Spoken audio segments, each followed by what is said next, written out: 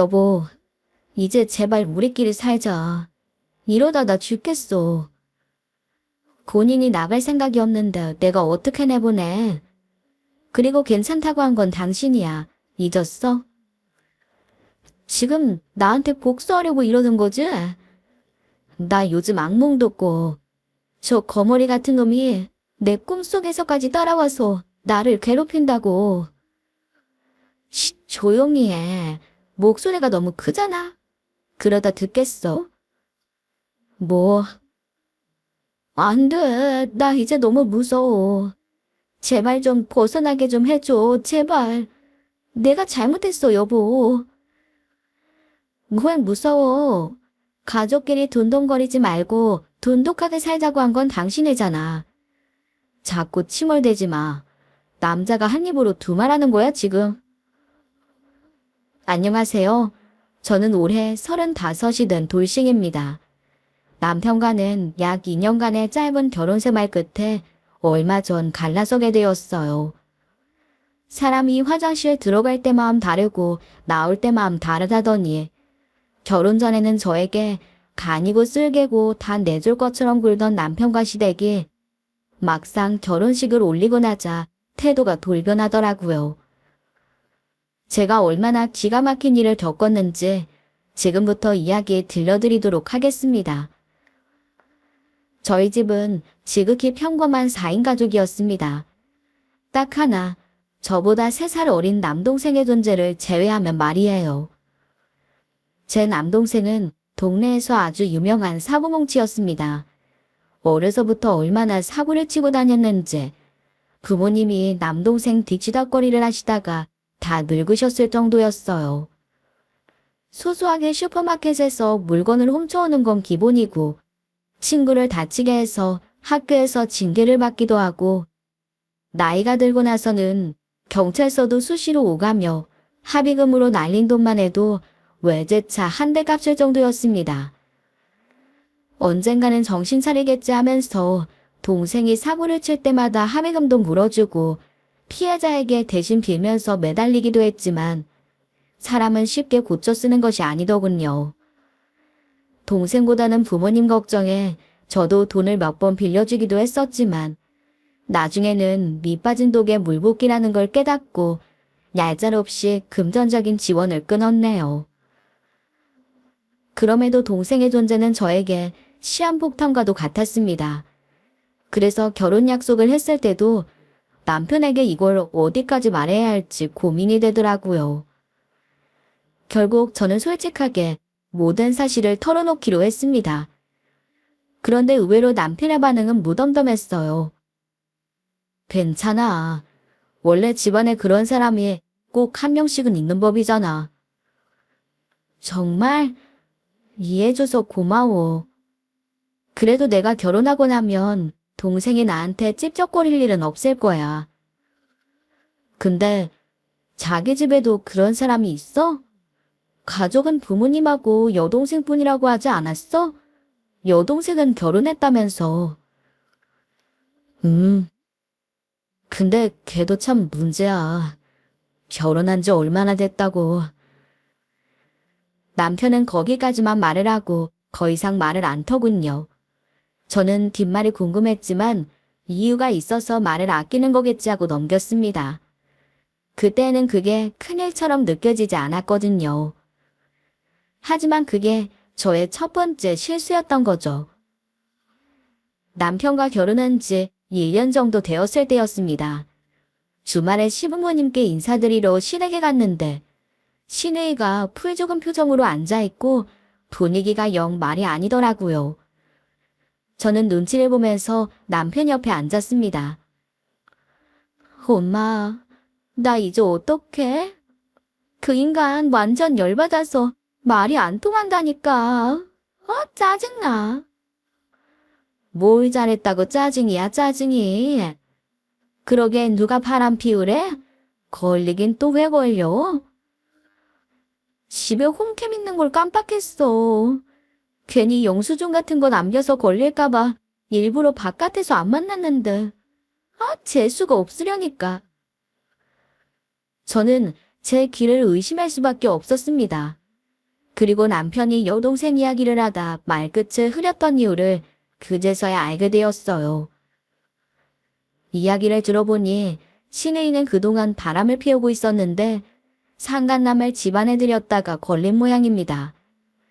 2살짜리 아이를 지켜보기 위해 집에 홈캠을 설치해뒀었는데 그 안에 영상 자료가 저장되어 있어서 고스란히 증거로 남게 된 거예요. 저는 신우이가 바람을 피웠다는 것에도 놀라웠지만 집안에 2살짜리 애를 두고 상간남을 만났다는 것에 큰 충격을 받았어요. 그런데 그 뒤에 이어진 말들이 더 가관이었습니다. 아, 짜증나 진짜. 그 인간이 성훈 씨 집에 가서 둘이 없는 바람에 성훈 씨도 단단히 화가 나서 그만 만나자고 했단 말이야. 나 이제 어떡해? 나 이제 어디 가서 살아, 엄마? 어디 가서 살긴. 당장 집으로 들어가서 박서방한테 싹싹 빌어 이거 사. 지금 그거 말고 답이 있어? 싫어. 그 인간 완전히 마음이 돌아섰는데 내가 왜 그 앞에 가서 빌어야 해? 벌써 애는 시댁에 맡겨놓고 나한테 보여주지도 않는단 말이야. 양육권도 자기가 갖겠대. 내가 유책이라나? 아이씨.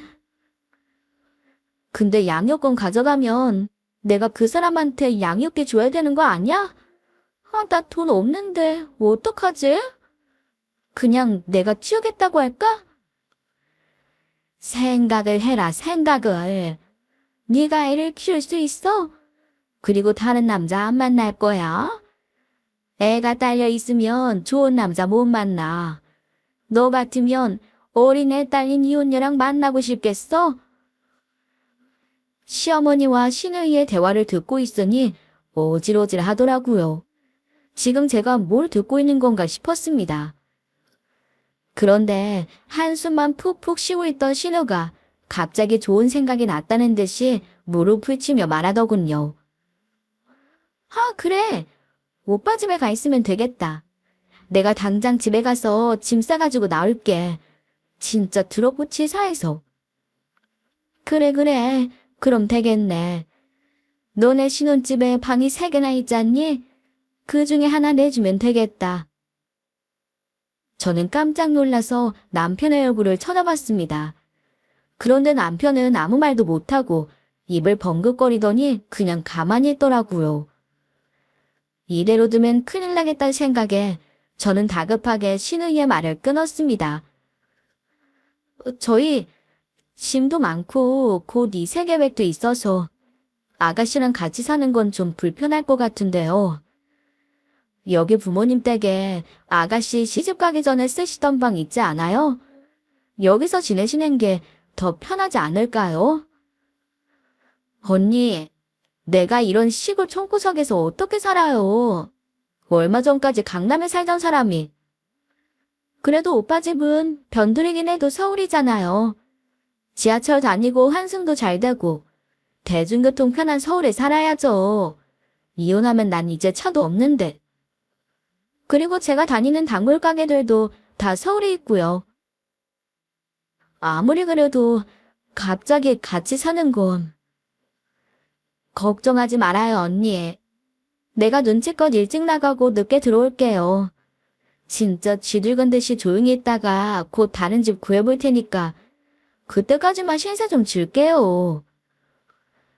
신우이는 갑자기 팔짱 앓기더니 내규를 부리면서 저에게 매달리기 시작했습니다.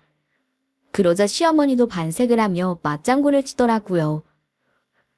그래, 야박하게 굴지 말고 좀 받아줘라. 오빠네 집에서 당분간 신세 좀 치겠다는데 매몰차게 거절할 건 아니지? 그래 여보. 승주가 오갈 데가 없대잖아. 잠깐만 작은 방에서 지내라고 하자. 남편까지 합세해 시댁 식구들이 한마음 한뜻이 되어 달려드니 제가 도저히 당해낼 재간이 없더라고요. 결국 그 다음날부터 신우이와 불편한 한집살이가 시작되었습니다. 덕분에 꿈에 그리던 신혼생활은 현실로부터 완전히 멀어지고 말았어요. 신우이는 약속했던 것과 달리 늦게 일어나 제가 차려놓은 아침밥을 먹고 하루 종일 뒹굴거리다가 점심에는 배달 음식을 시켜 먹은 뒤 치우지도 않은 채로 제가 퇴근할 때까지 그냥 두었어요. 그리곤 퇴근한 남편에게 오늘은 뭐가 먹고 싶다, 이게 맛있다더라 하며 외식을 하자고 졸라대기 일쑤였습니다. 그 바깥은 남편이 다 계산해야 했네요. 그런데 그뿐만이 아니었습니다. 밤 늦게까지 거실에서 TV를 크게 틀어놓고 우리 부부의 수면을 방해하더군요. 신우이가 늦게까지 깨어있는 바람에 부부관계는 아예 불가능했고요. 어쩌다 외출하는 날이면 새벽까지 놀다가 밤늦게 술에 취해서 소란을 피우며 집에 들어와 잠을 다 깨워놓기도 했어요. 그렇게 한 달이 지나자 저는 완전히 녹초가 되고 말았습니다. 잠은 제대로 잘 수 없었고 집안일엔 손가락 하나 까딱하지 않는 신우이 때문에 두 배가 되기 일쑤였죠. 그래도 100번 양보해서 그 정도는 참을 수 있었어요. 하지만 정말 머리 뚜껑이 열릴 것 같은 일이 한 달째 되던 날 벌어지고 말았네요.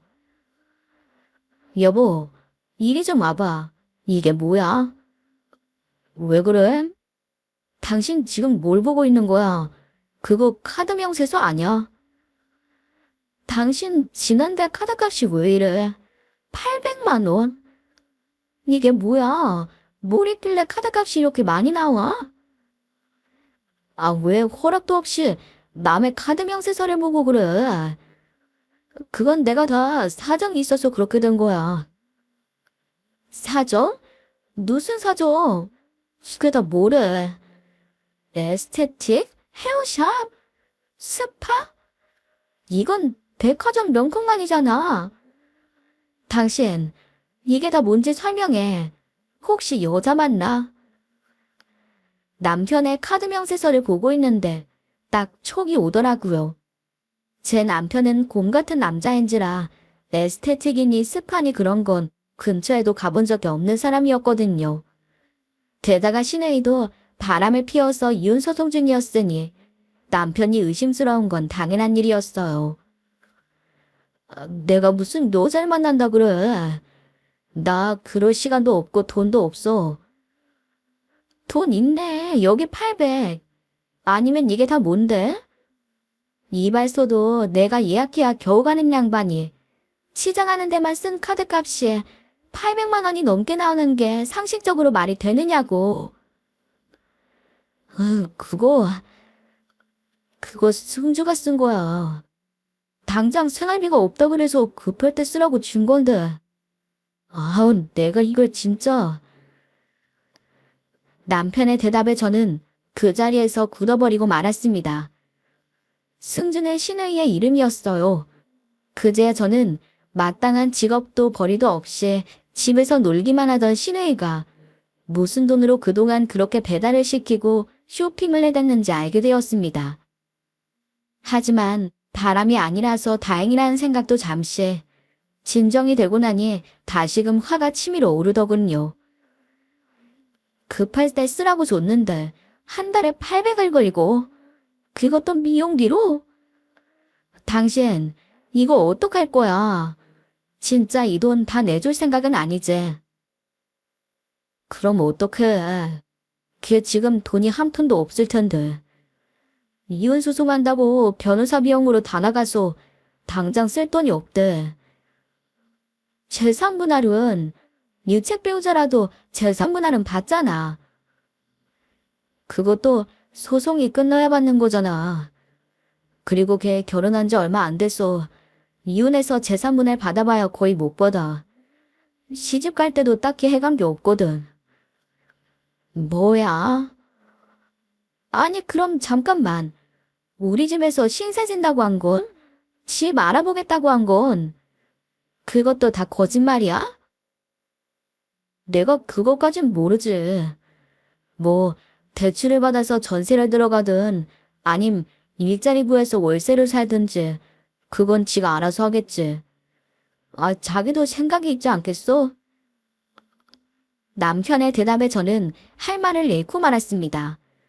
솔직히 생각이 있는 사람이라면 오빠 카드를 빌려서 미용비로 한 달에 800만 원을 긁는 짓은 안 하겠죠.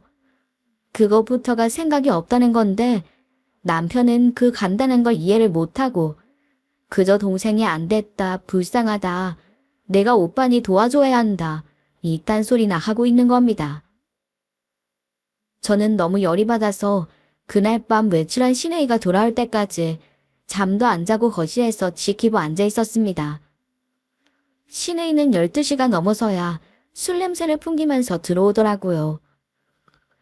어머 언니, 안 자고 뭐해요? 놀랬잖아요.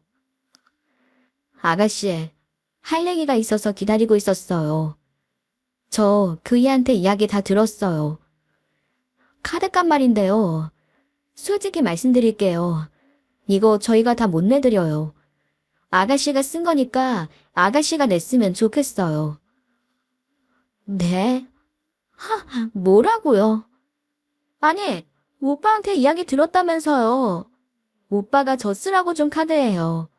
오빠가 쓰라고 해서 썼는데 왜 언니가 난리예요? 그이는 좋은 마음으로 급할 때 쓰라고 준 모양인데 솔직히 아가씨 그 돈 전부 미용비랑 사치하는데 다 들어간 거잖아요. 사치요? 아닌데요. 저 그거 생필품하고 생활비로 쓴 거예요. 아가씨, 저랑 그이 우리 두 사람 한 달 생활비 다 합쳐도 아가씨가 쓴 금액 절반도 안 돼요. 말이 되는 소리래요. 그리고 이야기가 나와서 말인데 아가씨가 처한 상황이 달라졌으면 아가씨도 변해야죠. 돈이 없으면 아껴 쓰던가 아님 나가서 벌든가. 앞으로도 들어갈 돈이 한참 많을 텐데 무슨 대책으로 이러고 살아요. 지금 저한테 잔소리하는 거예요. 이 언니 진짜 웃기는 사람이네. 나 원래 이렇게 살았어요. 그동안은 남편 카드 썼는데 이제는 남편이 없으니 오빠 카드 쓰는 거고요. 그리고 내가 돈을 벌긴 왜 벌어요? 돈 많은 남자한테 시집 가면 되지. 그 카드값도 다 그러려고 쓴 거라고요. 나 자신한테 투자해서 더 예뻐지고 좋은 남자 꼬시려고. 언니처럼 그렇게 공상맞게 싸구려 티셔츠나 입고 돌아다녀봐요. 어디 돈 많은 남자들이 거들떠나 보는지. 가뜩이나 애 낳은 이혼녀라. 빡세게 꾸며도 남자들이 꼴까 말까 하는데 짜증나게 진짜. 말 다 했으면 저 들어갈게요. 피곤해서. 자기 잘못을 반성하기는커녕 신의는 뻔뻔한 태도를 일관하더군요. 저랑 나이 차이도 거의 안 나는데 또래 중에 그런 생각을 하는 사람이 있었다니 솔직히 충격적이었습니다. 하지만 신의의 생각이 어찌됐든 당장 카드값을 해결하는 것이 급선무였어요. 저는 시댁에 전화를 걸어서 시어머니께 사실을 말씀드렸습니다. 승주개가 카드로 800을 썼다고? 근데... 네? 아니 어머님, 근데가 아니고요. 남편 카드를 쓴 거라 저희가 이번 달에 카드값을 내야 해서요. 내면 되질 않니? 승주개가 돈이 없어서 승현이 카드를 좀 쓴 모양인데 어쩔 수 없지. 어머니, 저희 두 사람 평범한 직장인이에요. 갑자기 800만 원을 어디서 구해요? 뭐야? 너네는 둘이 같이 벌면서 그 정도 연금도 없는 거니? 얼마나 해프게 써대면 수중에 800이 없어. 해프게 쓰다뇨. 제가 얼마나 알뜰살뜰 아끼면서 사는데요.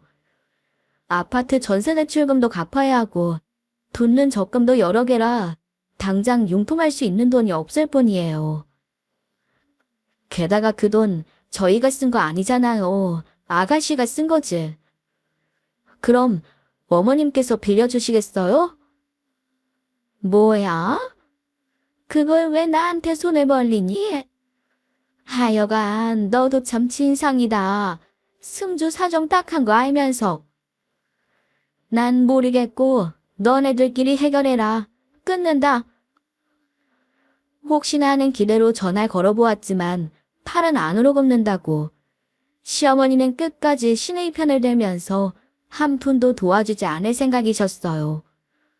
저는 어쩔 수 없이 적금을 몇 개 깨서 겨우 카드값을 내고 남편의 닥달에 신의에게 빌려준 카드를 정지시키라고 했습니다. 남편은 꾸물거리더니 제가 보는 앞에서 카드를 정지시키더군요.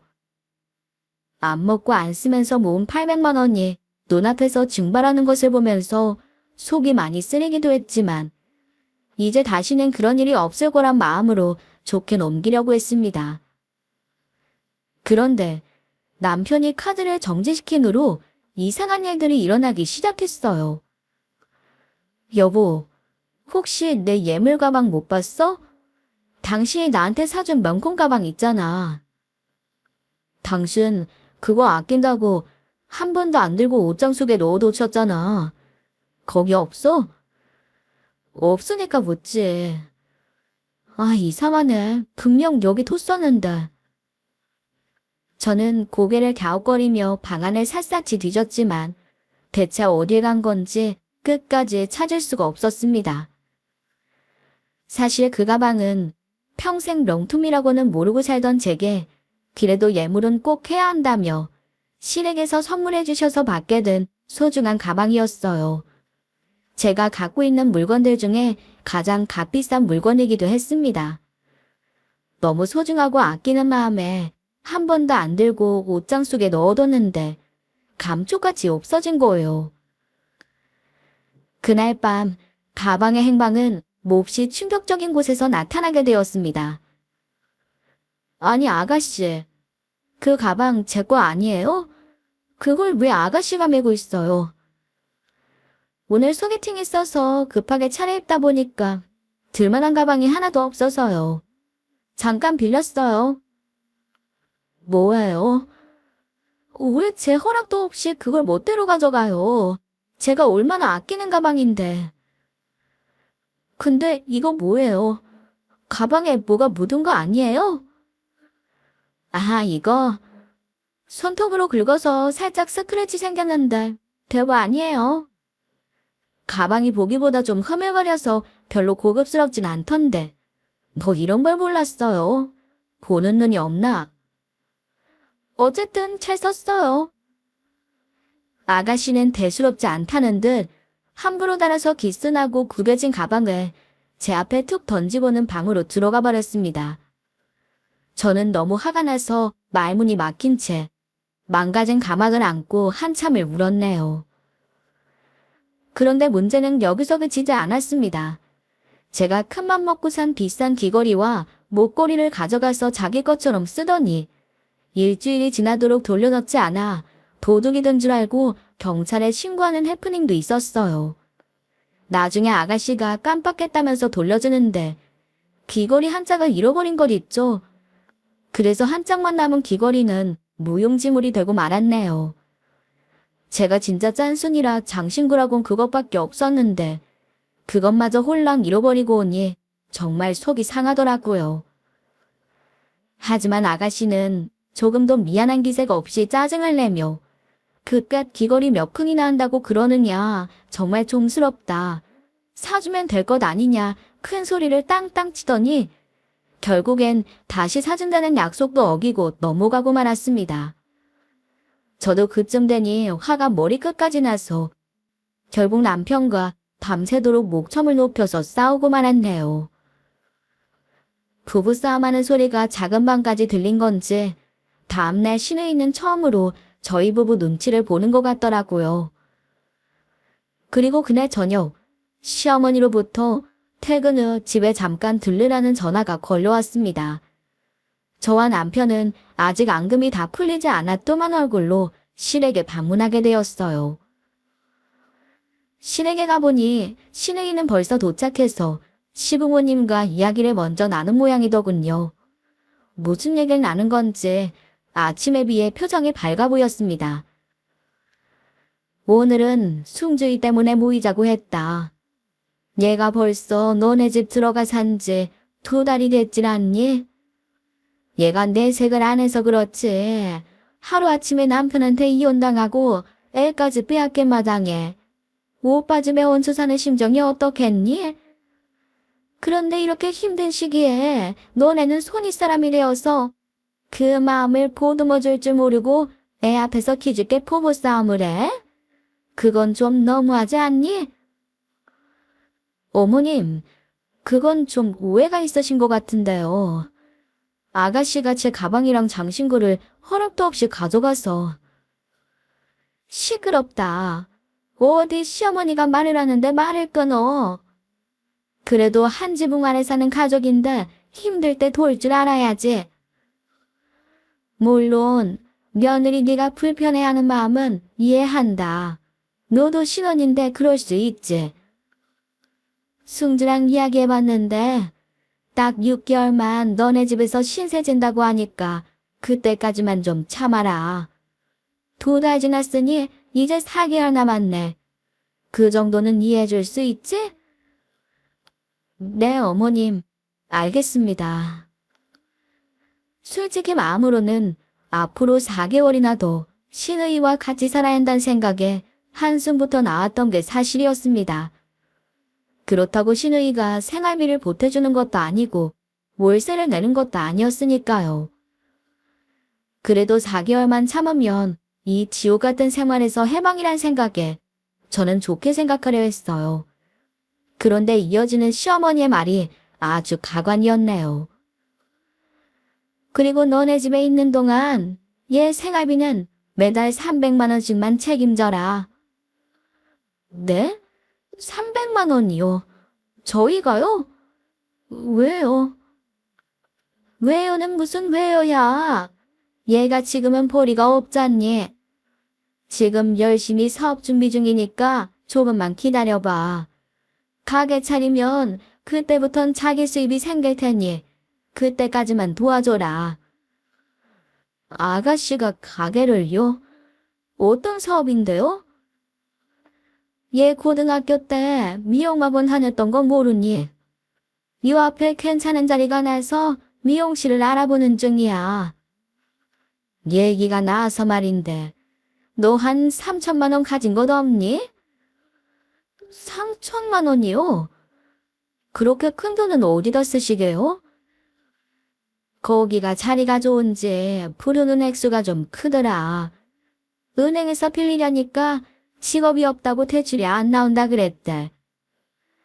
그러지 말고 이번 기회에 얘한테 투자 좀 해라.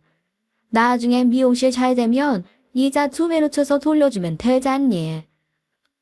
승주야, 너 이자 제대로 쳐서 돌려줄 수 있지?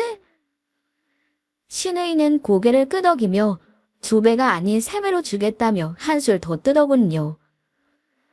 저는 이 아찔한 상황에 한숨조차 나오지 않았습니다. 시댁 식구들이 모두 같은 표정으로 저를 쳐다보고 있는데 미치고 팔짝 뛸 지경인 거예요. 도대체 나를 뭘로 보는 건가? 말만 하면 알아서 돈 뽑아주는 ATM 기계로 보나 별의별 생각에 답답하기만 했습니다. 어머님, 그리고 아가씨, 아무리 그래도 이건 아니죠. 은행에서도 대출해줄 때 대출 심사라는 걸 해요. 제대로 된 사업 계획도 없이 덜컥 괜찮은 자리가 났다고 미용실을 내겠다니. 그리고 아가씨 미용학원 다닌 거 고등학교 때 일이라면서요. 그럼 지금 적어도 10년은 지난 건데 학원부터 다시 다녀야 하는 거 아니에요? 언니, 나 미용실에서 남의 머리 만지면서 가해질하고 그런 일 안 할 거예요. 그냥 원장이라는 직함 달고 우아하게 앉아서 사람 부리는 일 할 거라고요. 근데 학원은 무슨 학원이에요? 그냥 돈 있으면 차리는 거지. 그런 마음으로 무슨 돈을 벌겠다는 거예요. 미용실 원장이면 당연히 커트며 기본 시술 정도는 할 수 있어야죠. 막말로 제대로 된 자격증도 실력도 없는 원장이 하는 미용실에 누가 오려고 하겠어요. 아, 진짜 말이 안 통하네.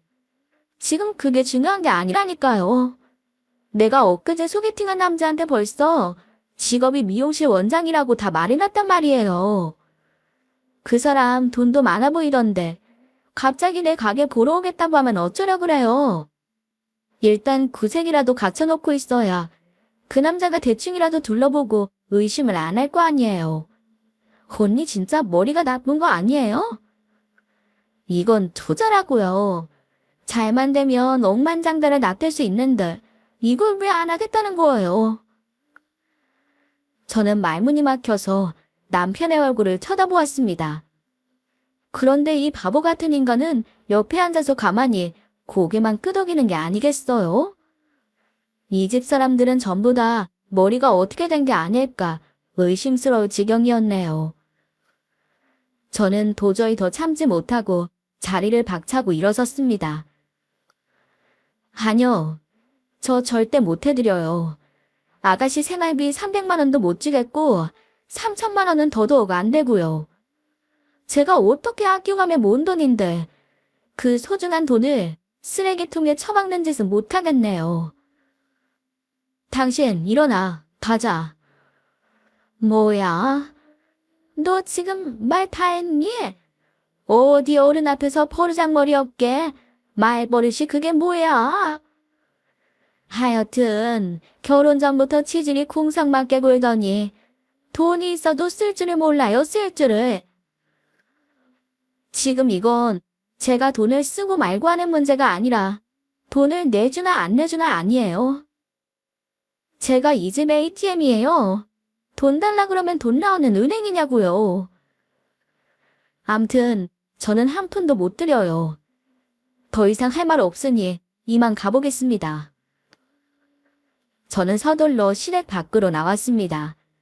남편은 한참이 지나서야 뒤따라 나와서는 예상대로 꽁얼거리며 둘만 섞인 목소리로 말을 하더군요. 당신 너무 야박한 거 아냐?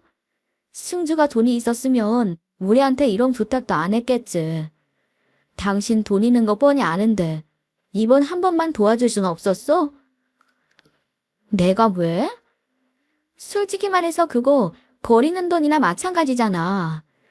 아가씨가 지난 2달 동안 우리 집에 얹혀 살면서 나한테 어떻게 했는지 보고도 그런 말이 나와. 내가 벌어서 갚아주면 되잖아. 솔직히 말해서 당신 동생도 대단한 단이라면서. 살다 보면 당신 동생이 사고 치거나 손 벌리는 날이 올 수도 있는 건데 그때는 내가 도와주면 되지. 당신 그 말 진심이야? 우리 남동생이 사고 치면 진짜 당신이 도와줄 거야? 그럼 우리 승주도 힘든 시기에 당신이 이렇게 도와주고 있는데 나도 당연히 그래야지. 그러니까 이번 한 번만. 알았어. 생각해 볼게. 남편의 대답에 저는 마지못해 대답했지만 속으로는 쾌재를 불렀습니다. 그래서 남편 말도 끊고 급히 휴대폰을 꺼내 어딘가로 문자를 보내기 시작했어요. 드디어 남편과 얄미운 시댁 식구들을 향한 복수의 시작이었습니다. 시댁에 다녀온 다음 날이었어요. 남편은 틈만 나면 제게 그래서 3천만 원은 빌려주기로 결심했느냐며 찔러대기 바빴습니다. 저는 생각 중이라며 확답을 주지 않았고요. 그렇게 이틀이 지나고 저희 집 초인종이 요란하게 울리기 시작했죠.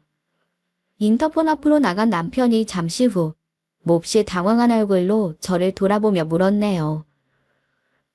여보, 처남인 것 같은데? 이렇게 늦은 시간에 연락도 없이 갑자기 무슨 일이지? 일단 열어줘봐. 사정이 있겠지. 남편은 우물쭈물하더니 문을 열어주었습니다. 저는 웃음을 참느라 혼이 났어요. 사실 남동생을 부른 건 저였습니다. 동생에게 간단하게 문자로 상황을 설명하고 집에 와서 며칠 남편을 좀 괴롭혀달라고 했더니 곧바로 달려온 거였어요. 이런 건 자기가 전문이니 걱정하지 말라던데 동생이 믿음직해 보이기는 그때가 처음이었습니다. 처남, 잘 지냈지? 그런데 무슨 일로 여기까지 온 거야? 올 거면 연락이라도 좀 주지. 매형, 제가 돈이 다 떨어져서 그러는데 여기서 하룻밤만 자고 가도 되죠? 하룻밤? 그럼. 당연히 되고 말고. 동생은 막무가내로 남편을 밀고 들어오더니 저와 눈을 마주치고는 씩 웃더군요. 그리고 큰 소리로 아이고 피곤하다 아이고 하면서 옷을 훌렁훌렁 벗어던지곤 씻지도 않고 팬티 차림으로 거실 소파를 차지했습니다.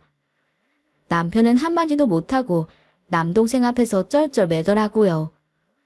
그도 그럴 것이 남동생은 키가 190이 넘고 몸무게는 100kg에 육박하는 엄청난 덩치를 갖고 있었거든요.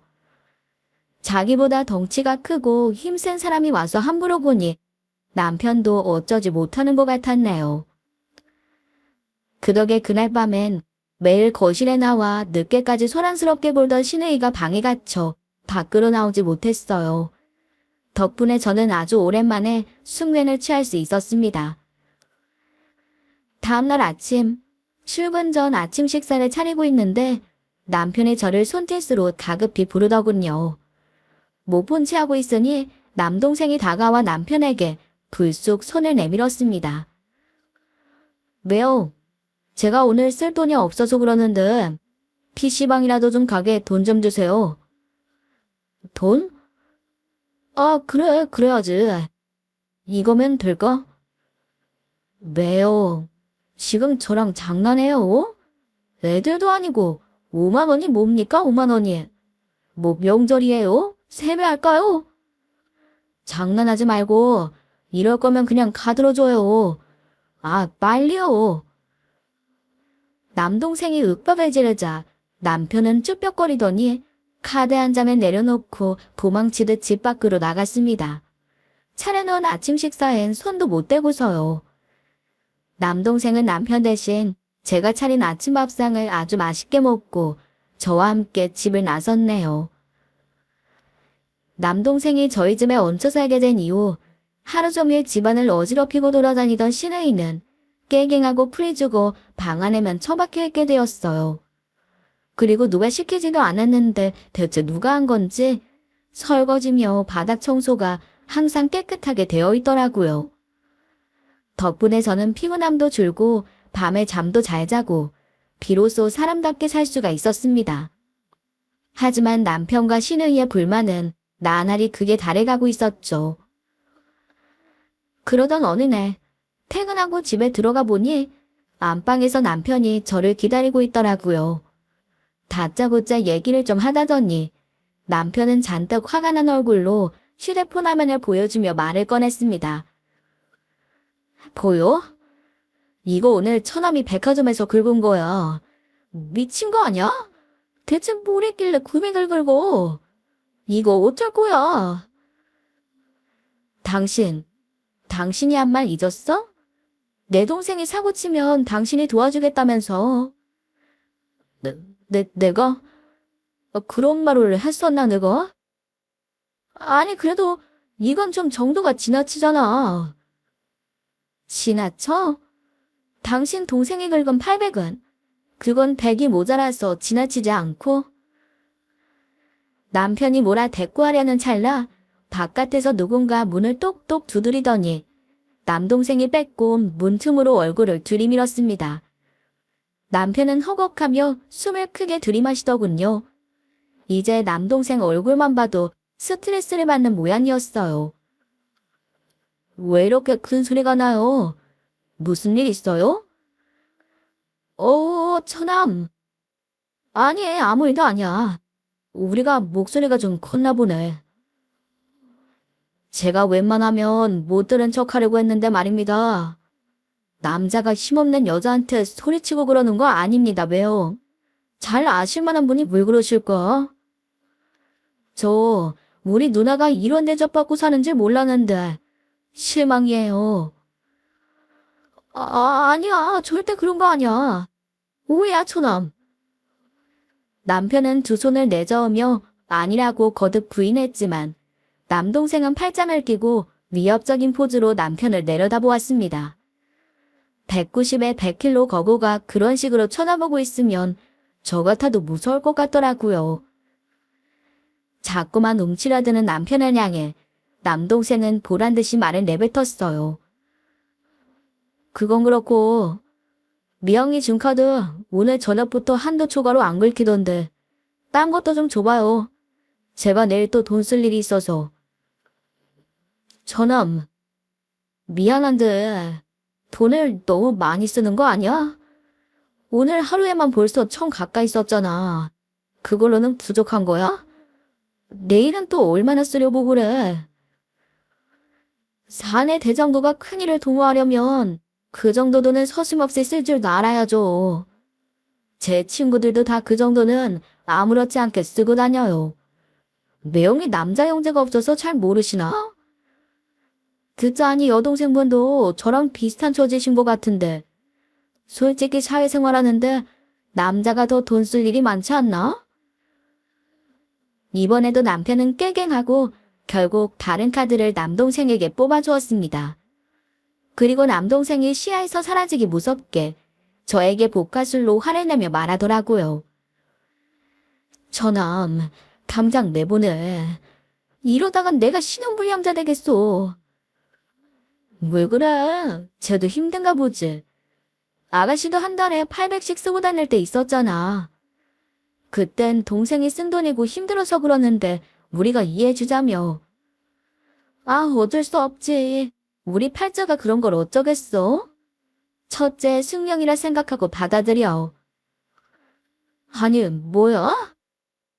당신은 지금 내가 카드값 못 갚아서 신용불량자 될 판인데 그딴 소리가 나와. 당신 신용이지 내 신용이 아니잖아. 나도 그래서 그때 적금 몇 개 깨서 해결했어. 그러니 당신도 고민해봐. 나 몰래 꽁쳐놓은 비상금 있는 거 다 아니까. 생각하다 보면 해결할 방법이 어딘가 있겠지. 남편은 길길이 날뛰며 화를 냈지만 그마저도 남동생에게 들킬까 조용하게 화를 내는 모습이 그냥 웃기기만 하더라고요. 그리고 저는 그때 이미 이혼을 결심한 상태였기 때문에 남편이 화를 내든 말든 아무런 타격이 없었네요. 남동생은 정말 너무하다 싶을 정도로 남편을 괴롭혀댔고 참을인자 100번씩을 새기며 하루하루 버티던 남편도 도저히 참을 수가 없었는지 결국엔 시댁에서 전화가 걸려왔어요. 남편과 시내이가 합심해 일러 바쳤는지 시어머니의 목소리에서 끓어오르는 분노가 수화기를 타고 전해져 왔습니다. 너 대체 뭐 하는 애니? 너 미쳤어? 아니, 우리 아들 집에 네 동생이 왜 얹혀 사는 거야? 당장 안 내보내? 어머님, 어머니 아들 집이 아니라 저희 집이에요. 결혼할 때 반반씩 했던 거 잊으셨어요? 어머니는 한 푼도 안 보태주셨잖아요. 그리고 얹혀 사는 게 제 남동생만 있는 게 아니라서요. 아가씨도 저희 집 얹혀 살잖아요. 내보낼 거면 두 사람 다 내보내야죠. 그래야 공평하지 않겠어요? 우리 승주랑 네 동생이랑 같아. 듣자니 아주 고약한 망난이라면서 어디 혼자 된 여자가 사는 집에 그럼 난이를 들여. 난인 건 아가씨도 마찬가지인데요 뭐. 둘이 똑같죠. 댁 쓰고 자기 손으로 돈 벌어본 적 없고 가족이란 이름으로 다른 사람 힘들게 하면서 기생해서 살고. 아니 뭐야? 너 진짜 나랑 해보자는 거야? 얼마나 시애미 말을 우습게 하면 따박따박 말 대답해. 승주한테 투자 좀 해달라는 것도 싹퉁머리 없게 말 잘라먹고 그깟 돈 몇 푼 갖고 요새나 떨고. 너 때문에 우리 승주가 얼마나 고생해서 돈을 많이 냈는 줄 알아? 좋은 말로 할 때 빌려줬어 봐. 서로 얼마나 좋아? 두고 봐라. 우리 승주 미용실 원장으로 얼마나 승승장구하는지. 그건 어머니 환상이시고요. 암튼 저는 남동생한테 나가라고 할 생각이 전혀 없습니다. 본인도 그럴 생각이 전혀 없는 것 같고요. 너 진짜 머리끄덩이 한번 잡혀봐야 내 말 들을래? 어딘 며느리가 시집 식구 무서운 줄을 모르고 이렇게 제멋대로야. 넌 가정교육을 그렇게 받았니? 말씀 그렇게 하시는 어머님도 되게 배운 분은 아니신 것 같으니까 비난은 그만하시죠. 제 동생 내쫓을 거면 저도 같이 나가겠습니다. 그리고 어머님 아들이랑은 이혼할게요. 하나를 보면 열을 안다고. 가족들 상태를 보니 제정신인 사람이 단 한 명도 없는데 내 남편만 정상의 길기 대한 제가 어리석었던 것 같네요. 뭐야? 야, 너 그 주둥아리 못 닥쳐? 내가 너 고소한다. 확 고소해서 콩밥 먹여버릴 거야. 그런 쪽으론 제 동생이 전문이라 제가 잘하는데요. 그 정도로는 고소가 안 됩니다, 어머님. 하여튼 가족끼리 서로 오냐오냐 해주고 사정 봐줘가면서 어디 한번 알콩달콩 잘 살아보세요. 파이팅입니다.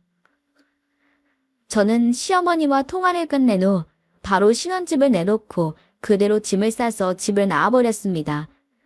그리고 그동안 준비한 자료들을 모아 남편 앞으로 이혼 소장을 날렸어요. 남편은 일이 이렇게까지 되리라고는 생각하지 못했는지 친정까지 찾아와 제 마음을 돌려보려 했지만 쓸데없는 짓이었습니다. 그동안 지켜본 바로는 남편은 절대 시댁 식구들 부탁을 거절할 수 있는 사람이 아니었거든요. 말로는 다른 사람들 신경 쓰지 말고 우리끼리 잘 살아보자며 동생도 당장 내보내겠다고 하는데 믿을 수가 있어야죠. 다행히 아이도 없고 결혼한 지 2년도 채 안 되어서 결혼할 때 각자 들고 온 만큼 그대로 들고서 헤어지는 것으로 재산 분할이 되었습니다. 그런데 진짜 빅재미는 이혼 후의 시댁의 반응이었어요. 한 번은 전화번호가 바뀐 것을 모르고 낯선 번호로 전화가 걸려왔기에 받았더니 시어머니더라고요. 시어머니는 안 어울리게 굉장히 조심한 목소리로 어색하게 제 안부를 묻더니 용건을 말하기 시작했습니다. 얘야, 네가 우리 승주 데리고 사느라 얼마나 고생했는지 내가 잘 안다. 그때 말로 잘 풀어볼 것을 괜히 내가 성질을 못 죽여서 일이 이렇게까지 커진 것 같아 미안하구나. 조금 늦은 감이 있지만 그래도 함께 산 세월이 있는데 마음 풀고 우리 승현이랑 다시 합칠 생각은 없니? 네, 다시 합치라고요? 이제 막 이혼한 사람하고요? 제가 왜요? 너는 어쩜 내가 무슨 말만 하면 맹무새처럼 제가 왜요? 그 말버릇은 여전하구나. 이혼하고 나서 승현이가 매일 술만 먹는다.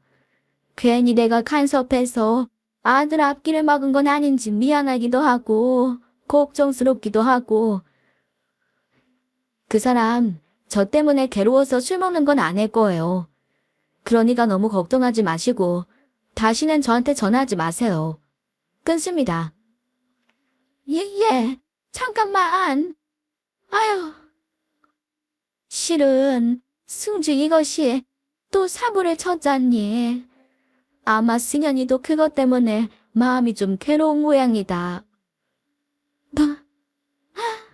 이번엔 아가씨가 마음이 아파서 사고를 쳤대요? 아니, 사고를 칠 게 또 뭐가 있는데요? 돈 구해서 미용실도 오픈하고 그 소개팅한 남자하고도 잘 돼간다고 들었는데요. 잘 되기는. 알고 보니 그 돈 많다는 남자가 사기꾼이었지 뭐니. 당장이라도 결혼해서 호강시켜줄 것처럼 우리 승주 떠받들고 다니더니. 원날인가 자기만 하는 너무 좋은 투자처가 있는데 혼자 하기 아깝다고. 우리 가족들 전부 다 투자를 하면 좋겠다고 그러는 거야. 그래서 우린 그 말만 믿고 빚까지 내서 전 재산을 다 넣었는데 세상에. 알고 보니 그게 싹 다 사기였어. 그날 이후로 어디 갔는지 전화도 안 받고 연락도 안 닿고 그날부터 승지개는 아주 드러누웠다. 어찌나 상심이 컸는지 며칠을 밥도 못 먹더라. 그게 다 돈 많은 남자 만나서 팔자 피려는 못된 생각을 갖고 사니까 생기는 일 아니겠어요? 자업자득이지 누굴 탓하겠어요. 사람을 보려거든 돈 말고 댐댐이를 봤어야죠. 그래도 미용실 운영하고 있으니 열심히 일해서 갚으면 되죠. 그 미용실도 말이다. 아무리 생각해도 사기당한 것 같아. 비싼 장비 잔뜩 집어넣어서 오픈을 했는데 손님은커녕 파리 한 마리가 없어. 나중에 알고 봤더니 그 상가 건물이 공실 많기로 유명한 곳이더라. 옆 가게는 보증금이랑 3개월치 월세도 안 받는 조건으로 내놨는데도 그대로 비어있대.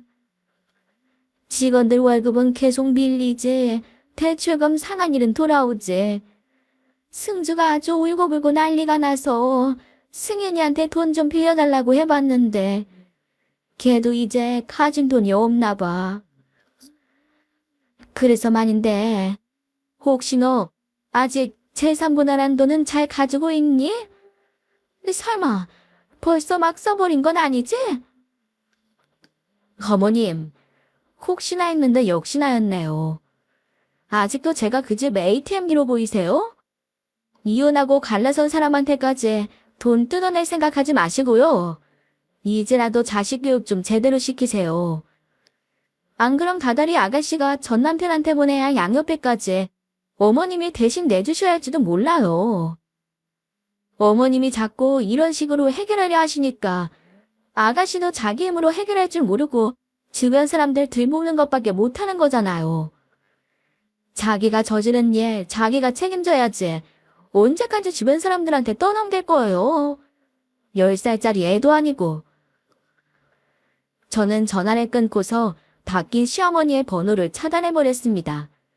아직까지도 제 돈을 노리고 저런 뻔뻔한 전화를 걸어오다니 막 소름이 끼치더라고요. 큰일을 겪고도 전혀 바뀌지 않는 인간이 있는 반면 의외의 일을 계기로 크게 바뀌는 사람도 있었습니다. 이혼 후 친정에 머물며 회사를 다니고 있었는데 어느 날 남동생이 제 방에 찾아오더니 뜻밖의 이야기를 꺼내더라고요. 누나, 이거 받아. 이게 다 뭔데? 무슨 쇼핑백이 이렇게 많아? 너 백화점에서 쇼핑했니? 무슨 돈으로?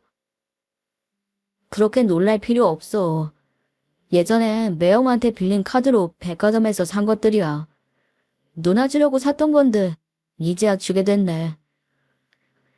남동생이 제게 준 쇼핑백 안에는 신혜이가 멋대로 들고 나갔다가 상하게 한 명품 가방과 잃어버린 귀걸이가 똑같은 새 상품으로 포장되어 들어있었습니다.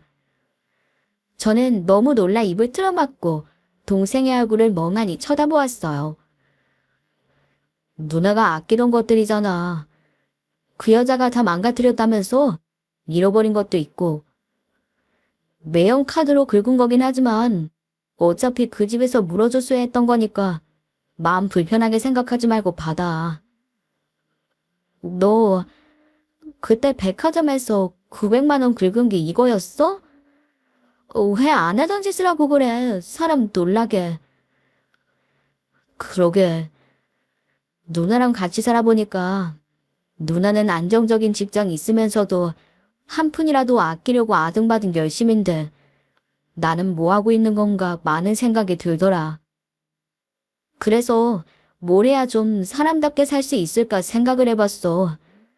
근데 나한테 좀 특별한 재주가 있더라고. 재주? 그게 뭔데? 빼앗긴 걸 되찾아주는 재주? 그게 돈이든 뭐든. 그래서 얼마 전부터 탐정사무소 나가고 있어. 거기서 일 배우면서 탐문하고 조사할 때마다 동행하고 있는데 내가 생긴 것도 이래서 그런가. 옆에 있으면 원래 까칠하게 대꾸하던 사람들도 친절하게 대답해준대. 어때? 나 탐정 잘 어울리는 것 같아? 더 어렸을 때 꿈이 경찰이었잖아. 그래서 나쁜 애들 혼내준다고 때리다가 학교에서 징계도 받았던 거고. 에헤이, 다 지난 이야기를 왜 또 꺼내고 그래. 사람 무안해지게. 내 말은 네 꿈이 경찰이었으니까 탐정 일도 잘할 것 같다는 거지. 한번 열심히 해봐. 누나가 도와줄 게 있으면 최대한 다 도와줄게. 고마워, 누나. 나 이번엔 진짜 정신 차리고 열심히 일 배워볼게. 동생은 약속대로 그 후로는 마음을 잡고 열심히 일을 배우고 있는 중입니다.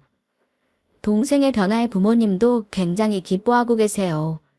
저 또한 이제라도 마음을 잡은 동생이 너무 기특할 따름이고요. 아, 그리고 얼마 전 신혜이가 새로 오픈했다는 미용실 근처를 지날 일이 있어서 우연히 보게 되었는데 미용실이 있던 자리는 금세 폐업하고 지금은 다시 공실이 되었더라고요. 듣기로는 어마어마하게 적자를 내고 결국 문을 닫았다는데 대출금의 이자에 투자 사기로 피해를 본 금액까지 도저히 감당이 안 돼요. 시댁 식구들 모두 개인 파산 신청을 하고 알거지가 되었다고 합니다. 남편은 다니던 직장을 그만두고 막노동을 하고 있다고 하고 시어머니도 식당 주방에 나가 일을 한다고 들었네요. 신혜이는 뭘 하고 사는지 모르겠지만요. 일이 이렇게 되기 전에 빨리 손절하고 이혼해서 천만 다행이지 뭐예요. 여러분도 만약 이 사람과 오래 얽히면 큰일 날 것 같다는 느낌이 온다면 빨리 냉정하게 관계를 끊고 새롭게 시작하시길 바랍니다. 순간의 결단이 더 큰 불행을 막는 법이니까요. 제가 들려드릴 이야기는 여기까지입니다. 잘난 이야기는 아니었지만 끝까지 들으시고 느끼신 바가 있다면 저는 그걸로 만족합니다. 긴 글 끝까지 들어주셔서 감사합니다.